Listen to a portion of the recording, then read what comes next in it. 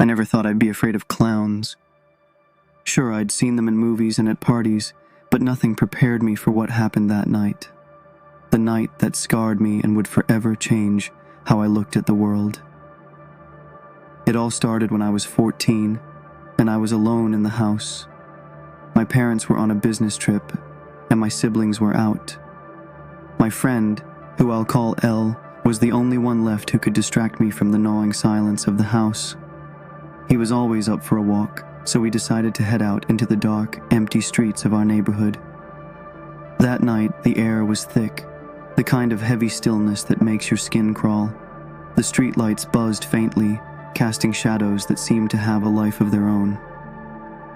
We didn't talk much, just walked side by side, our feet crunching on the fallen leaves as we headed for the local carnival, which had set up in the parking lot of an abandoned shopping center. The carnival itself was eerie. No music played, and the lights flickered intermittently. There were no cheers, no laughter, just the occasional clink of coins and the sounds of hollow wooden booths. But we didn't think much of it. It was just a carnival, right? The first strange thing was the clown. I was busy tossing a ring onto a bottle when Elle nudged me and pointed. A man in full clown makeup stood at the edge of the fairgrounds, motionless. His face was pale, his lips twisted into an unnatural grin that didn't reach his eyes. He wasn't juggling or throwing balloons like the other performers. He just stared at us. Something in the air shifted. My gut twisted. Elle laughed nervously. Is he looking at us? I looked over at him again, and it felt as though he had moved slightly, just enough to notice. But his expression remained the same. He wasn't performing. He was watching.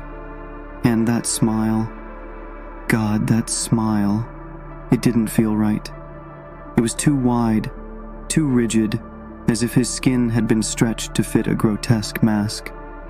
We kept walking, trying to ignore it, but we could still feel his eyes on our backs.